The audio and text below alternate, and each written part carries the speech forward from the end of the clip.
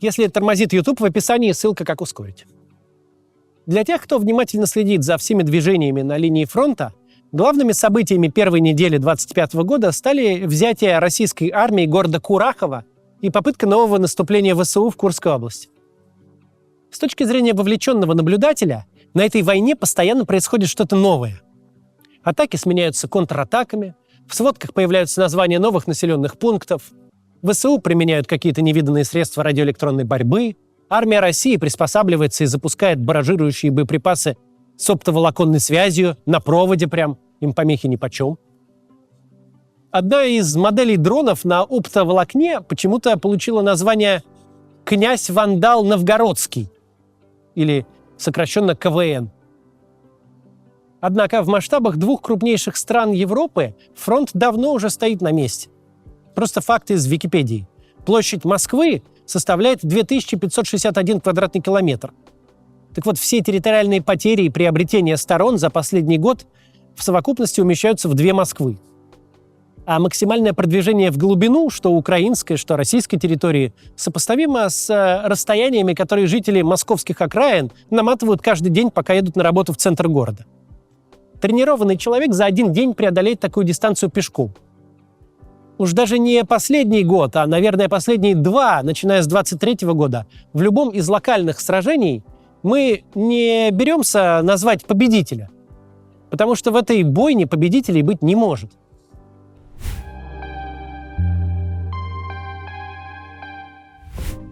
Как бы ни колебалась линия фронта в Курской области, в этой части России были, есть и будут однозначно потерпевшие поражение. Это граждане России.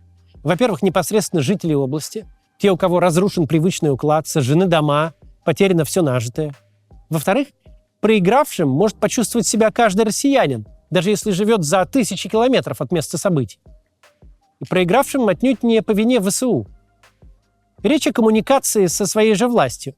Публичные выступления исполняющего обязанности губернатора Курской области Александра Хинштейна вызывают сейчас примерно те же эмоции, как в свое время реплика Ольги Гладских, что государство не просило вас рожать. Сама Гладских была даже не губернатором, а всего-то главой регионального департамента в Свердловской области. Казалось бы, как слова молодой чиновницы могут перевесить всю державную риторику в поддержку деторождения и в управлении демографией? А оказалось еще как могут, только об этом и говорили. Потому что вся страна почувствовала откровенность в словах Гладских. Чиновница открыто высказала то, что на самом деле власть думает. Сегодня в той же роли выступает Хинштейн. Не забылся еще его разговор с людьми в прошлый раз, когда он заявил, что на всех денег не хватит, а государство не будет и не должно восстанавливать сельчанам бани и летние кухни. Так вот, недавно Хинштейн выдал новую реплику. Пенсионер Валерий Моисеев от лица инициативной группы сообщил Хинштейну, что помощь, которую государство оказывает беженцам из Суджи, совершенно недостаточная. Лишь малому числу беженцев посчастливилось получить сертификаты на новое жилье. Но и даже с сертификатом они остаются без нормальных условий, без мебели и бытовой техники, без денег на ремонт, лишь с голыми стенами.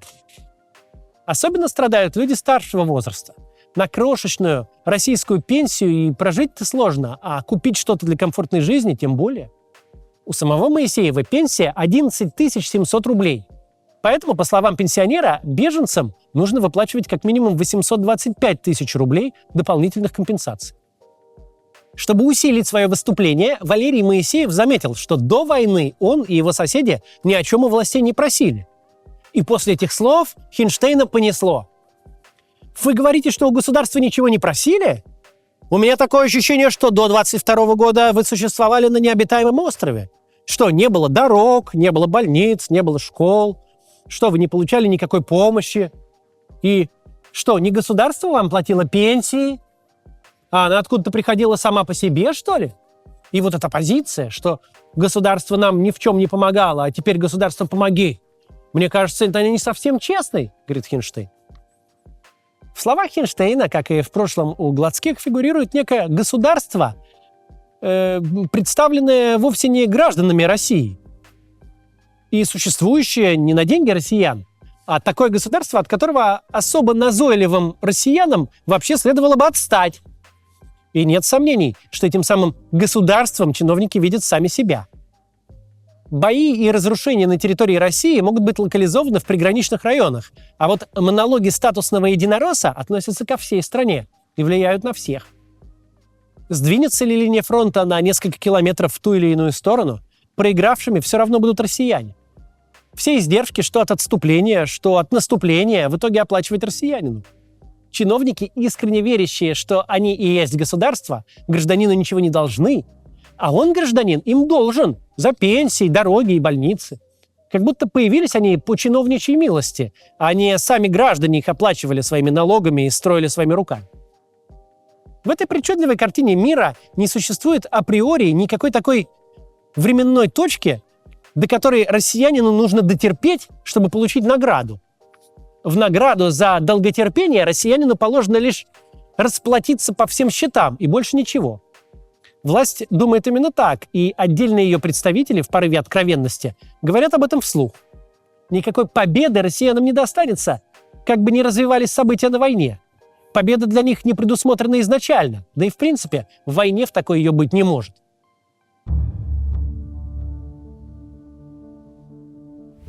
Основные боевые действия, конечно же, разворачиваются не под Курском, а, как и прежде, на востоке Украины. И уничтожение восточноукраинских городов, сел и поселков – это, безусловно, поражение для Украины. Сотни населенных пунктов этой страны были стерты с лица земли. Миллионы мирных жителей стали беженцами, десятки тысяч ранены или убиты. В уничтоженном Бахмуте из 70 тысяч жителей не осталось почти никого. Как и в некогда 18-тысячном Волчанске, свежую фотографию с которого вы сейчас видите на экране. В Авдеевке из 30 тысяч остались 700 человек, в Попасной 200 из 20 тысяч, в Угледаре 116 человек из 14 тысяч. Но с демографической и политической точки зрения сокрушительное поражение понесла Россия. С демографией все более-менее очевидно. Даже при самом циничном и бесчеловечном подсчете Россия чисто математически не может позволить себе приобретение дымящихся развалин бывших городов и сел, платя за них сотнями тысяч мужчин. Я говорю не только об убитых, но и о тех, кто навсегда утратил трудоспособность, кто из работника, производящего блага для страны и заботящегося о своей семье, превратился в пожизненного получателя государственных пособий и тяжелое бремя для родных. Чем бы ни руководствовался Путин, когда повышал в России пенсионный возраст, решение это теперь лишено всякого смысла.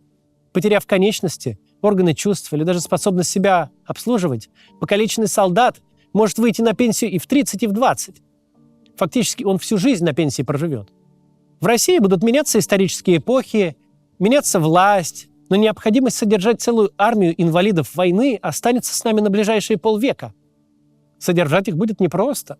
Военные потери и массовая иммиграция сильно сократили число работающих граждан.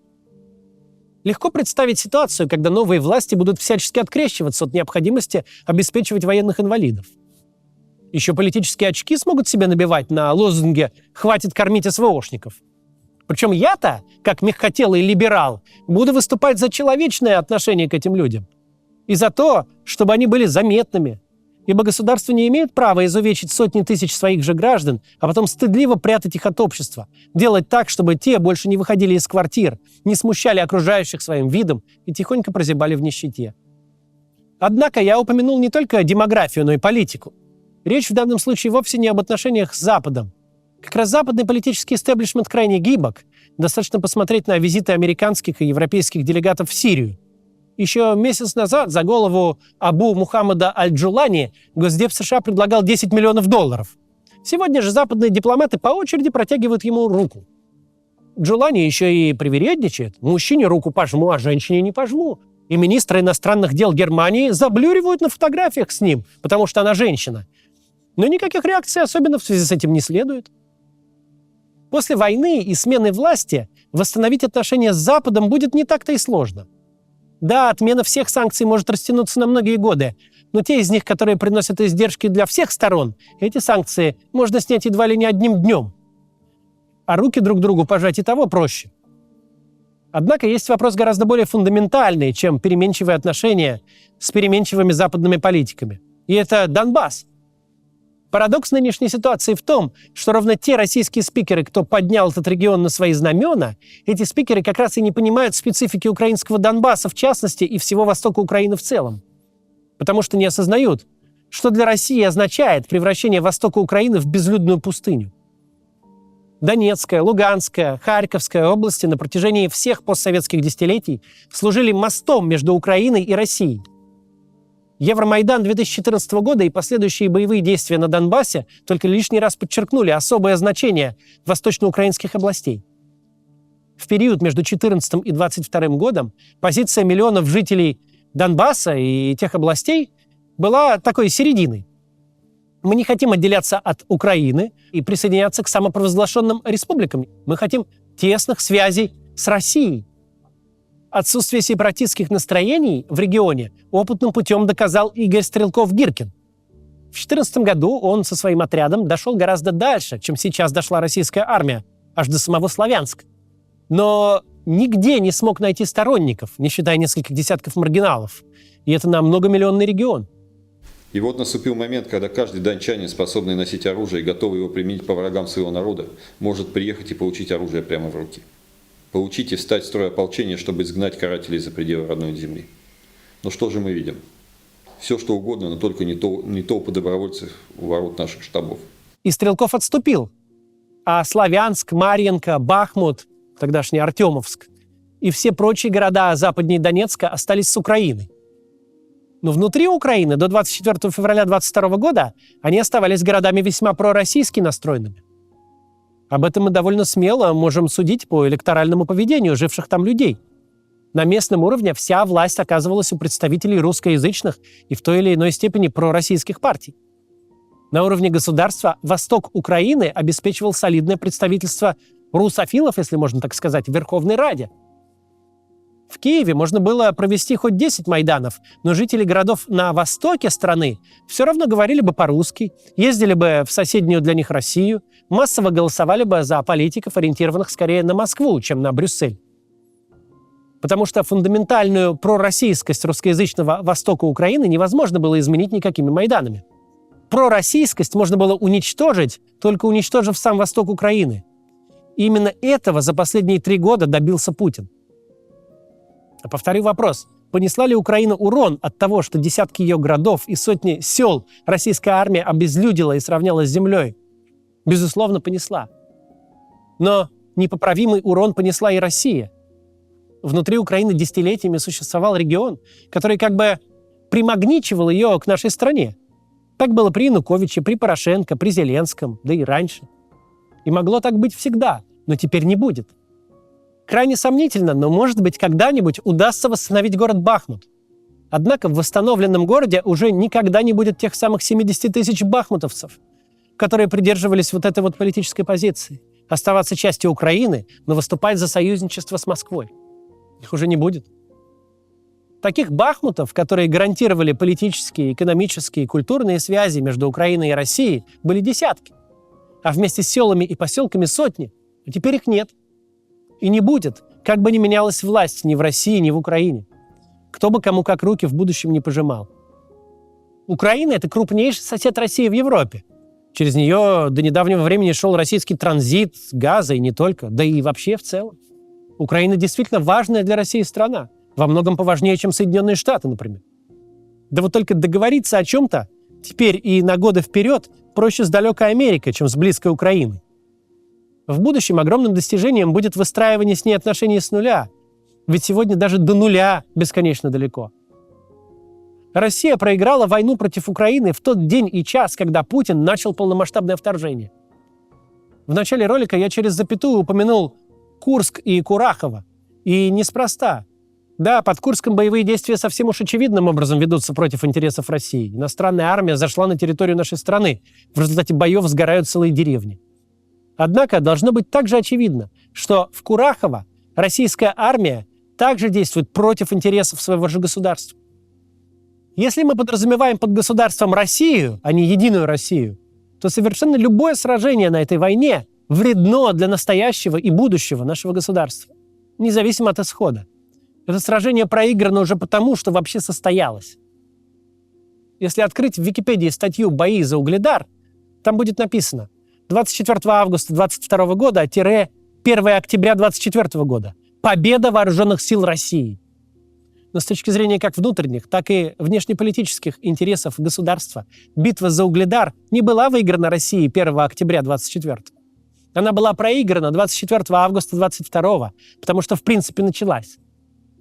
Без этой битвы русскоязычный город продолжил бы свое существование, голосовал бы за дружественные России партии. Были бы живы и здоровы тысячи российских мужчин. Им бы не пришлось 2 года брать Угледар штурмом. Но город уничтожен, а люди погибли. С такой линейкой можно подойти к каждому событию на этой войне. В новом 25 году Россия не победила, а проиграла в сражении за Курахово. Проигрывает Россия бои и в Курской области. Формальный энциклопедический подход, определяющий победителя по принципу захвата или утраты территории, сейчас не работает. Как и год назад, как и 2 года назад, и в феврале 22-го. Россия может победить только в тех сражениях, которые не произошли.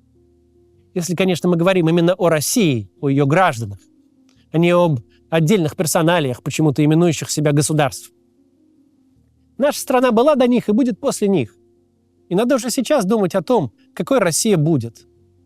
Не тот патриот, кто болеет за взятие очередного украинского села, но тот, кто по-настоящему любит Россию, кто задумывается о том, как день сегодняшний отразится на дне завтрашнем. И ни один вменяемый человек не скажет, что взятие Курахова или любого другого села скажется на будущем России позитивно. До завтра.